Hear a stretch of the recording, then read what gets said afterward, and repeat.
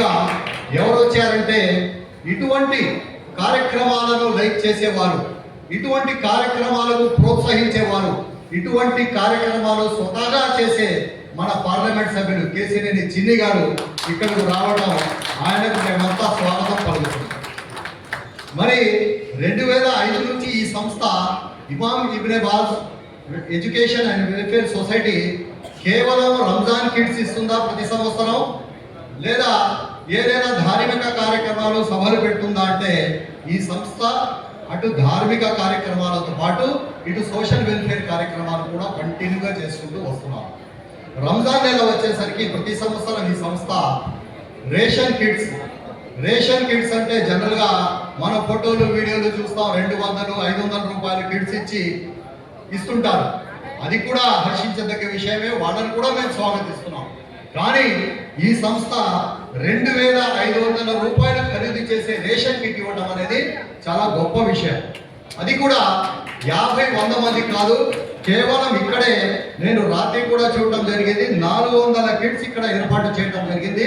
అలాగే విజయవాడ నగరంలో మరి చుట్టుపక్కల నగరాల్లో కూడా పేదలకు దాదాపు 2000 కిట్స్ ఇస్తానికి ఈ సంస్థ ఏర్పాటు చేయడం జరిగింది. ఇటువంటి సంస్థకు మా ఎంపీ గారు కూడా ఏ సహకారం కావాలని కూడా చేస్తానికి సిద్ధంగా మన విజయవాడ పార్లమెంట్ సభ్యులు ఉన్నారు. ఎందుకంటే విజయవాడ పార్లమెంట్ సభ్యుని గురించి ఈ మాట నేను ఎందుకు చెప్తున్నానంటే, ఆయన ఒక మెంబర్ ఆఫ్ పార్లమెంట్గా మేము ఎన్నుకున్నామంటే ఆయన ఏదో రాజకీయంలో రాగానే తెలుగుదేశం పార్టీ సీట్ ఇచ్చేసింది మేము గెలిపించేసాం కాదు, ఆయన యొక్క సర్వీస్ను చూసి మేము గెలిపించాం. ఆయన పట్టెడు అన్నం లేని వాడికి అన్నా క్యాంటీన్తో ప్రతి ఊళ్ళో ప్రతి ఎడ్యుకేషన్ అండ్ వెల్ఫేర్ సొసైటీ తరఫున పేద ముస్లింలకు రంజాన్ నెల ప్రారంభంలో మొదటి ఉపవాసం రోజా నుంచే వాళ్ళు ఎటువంటి ఇబ్బంది కలగకుండా ఉపవాసాలు ఉండాలని ఈ సొసైటీ ఇక్కడ ఫ్రీ డిస్ట్రిబ్యూషన్ కార్యక్రమం ఏర్పాటు చేయడం జరిగింది. ఈ కార్యక్రమానికి, ఇటువంటి మంచి కార్యక్రమానికి పిలవంగానే మన పార్లమెంట్ సభ్యులు కేసినేని శివనాథ్ చిన్ని గారు రావడం మా అందరికీ కూడా చాలా హర్షించదగ్గ విషయం. ఎందుకంటే ఆయన అనేక కార్యక్రమాలు ఉన్నా, అక్కడ పార్లమెంట్ కమిటీ మీటింగ్లు ఉన్నా కూడా ఆయన ఇక్కడ రావడం చాలా చాలా చాలా హర్షించదగ్గ విషయం. ఇటువంటి సంస్థ, ఇటువంటి ఏదైతే సొసైటీ ఉందో ఇమామ్ ఇబ్నే బాజ్ వెల్ఫేర్ అండ్ ఎడ్యుకేషన్ సొసైటీ ఉందో, ఈ సొసైటీ అనేక కార్యక్రమాలు చేపడుతుంది. ఈరోజు ఇక్కడ దాదాపు 2500 రూపాయలు ఖరీదు చేసే రంజాన్ రేషన్ కిట్ ఇవ్వటమే కాకుండా విలేజెస్లో కూడా, పల్లెటూరులో కూడా దాదాపు 2000 రేషన్ కిట్స్ను ఏర్పాటు చేస్తున్న ఈ సంస్థకు మేము పూర్తిగా మద్దతు తెలుపుతున్నాం. అలాగే మా తరఫున శుభాకాంక్షలు తెలుపుకుంటాం. అలాగే ఈ సంస్థ కేవలం రంజాన్ నెలలోనే కాకుండా 365 రోజులు కూడా ఈ సంస్థ అనేక కార్యక్రమాలు పేదల కోసం, వాళ్ళ ఎడ్యుకేషన్ కోసం, వాళ్ళ ఆర్థిక ఇబ్బందుల కోసం ఈ సంస్థ పనిచేస్తుంది. ఇటువంటి సంస్థకు మా ఎంపీ గారు వచ్చి మద్దతు తెలుపడం మాకు చాలా సంతోషకరమైన విషయం. అలాగే మేము కూడా ఈ సంస్థకు శుభాకాంక్షలు తెలియజేస్తున్నాం. అలాగే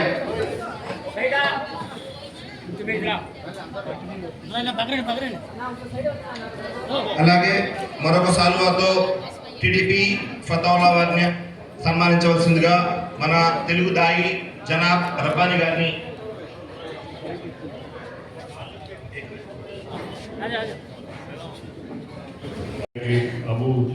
అబీ హురైరా మదానీ గారికి, జనాబ్ హనీఫ్ సాబ్ గారికి, అన్నిటికన్నా ముఖ్యంగా నా సోదరుడు ఫతావుల్లా, వీళ్ళందరికీ కూడా ధన్యవాదాలు తెలుపుకుంటున్నాం. అందరికీ కూడా వేదిక మీద ఉన్న మిగతా పెద్దలందరికీ కూడా.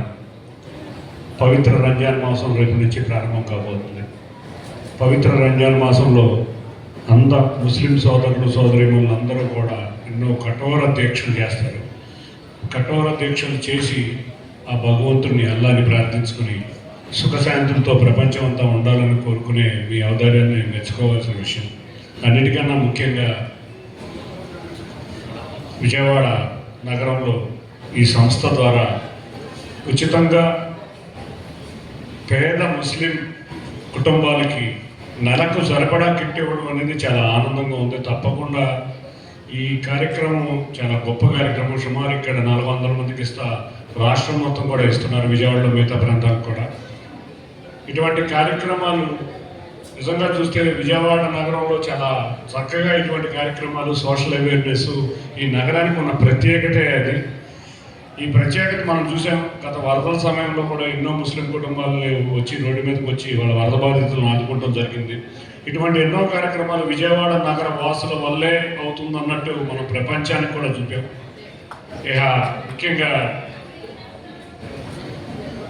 విజయవాడ నగరంలో ముస్లింలు, ఈ నగరం ఇంత బ్రహ్మాండంగా అభివృద్ధి చెందిందంటే ముస్లింల యొక్క పాత్ర మరవలేదు. ఎందుకంటే నేను ఆటోమొబైల్ రంగం నుంచి వచ్చిన వ్యక్తిని, మధ్యలో ఆటోమొబైల్ వదిలేసిన మా కుటుంబం అంతా ఆటోమొబైల్ రంగం నుంచి వచ్చిన వ్యక్తులు. ఎంతోమంది ముస్లిం సోదరులతో నేను వ్యాపారం ఆటోనగర్లో చేయడం జరిగింది. ఇప్పుడు నిజాయితీగా నిర్భయంగా